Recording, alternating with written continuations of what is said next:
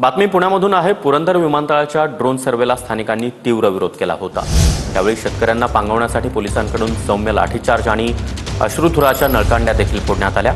पोलिसांच्या लाठीचार्जमुळे एका महिलेचा मृत्यू झाल्याचा आरोप शेतकऱ्यांनी केला। दरम्यान स्वसंरक्षणासाठी लाठीचार्ज केला आणि त्यामध्ये कुणाचाही मृत्यू झाला नसल्याचं सासवड पोलिसांनी स्पष्टीकरण केलं। नाही, ह्यामध्ये आम्ही जी माहिती घेतली आणि माझा एक अधिकारी तिथे जाऊन त्यांच्या घरी जाऊन व्हेरीफाय करून आला। या 87 वर्षाच्या महिला आहेत आणि त्या गेल्या 2 आठवड्यापासून अत्यवस्थ होत्या आणि त्या त्यांच्या घरीच होत्या। ह्या कुंभारवळण ह्या गावच्या ह्या महिला आहेत आणि त्यांच्या घरीच मृत्यू झालेला आहे। प्रत्यक्ष आंदोलनामध्ये कालपासूनच हे सुरू झालं आणि काल आणि आज तरी त्यांच्या आंदोलनामध्ये सहभाग असल्याची कुठलीही माहिती माझ्याकडे नाही।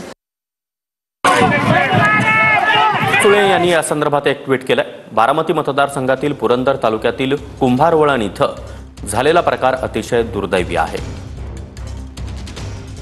शासनानं नागरिकांच्या भावना समजावून घेऊन योग्य ती पावलं उचलणं आवश्यक होतं, परंतु तिथं बळाचा वापर करण्यात आला। ही बाब निश्चितच अतिशय दुःखद आहे। या घटनेमध्ये येथील नागरिक जखमी झालेत। ही बाब अतिशय वेदनादायी आणि अस्वस्थ करणारी आहे। शासनानं जनतेच्या भावना लक्षात घेऊन संयम आणि संवेदनशीलता दाखवणं आवश्यक होतं। आम्ही सर्वजण या घटनेचा निषेध व्यक्त करतो। शासनाला आवाहन आहे की कृपया आपण हा विषय संवेदनशीलतेने हाताळावा।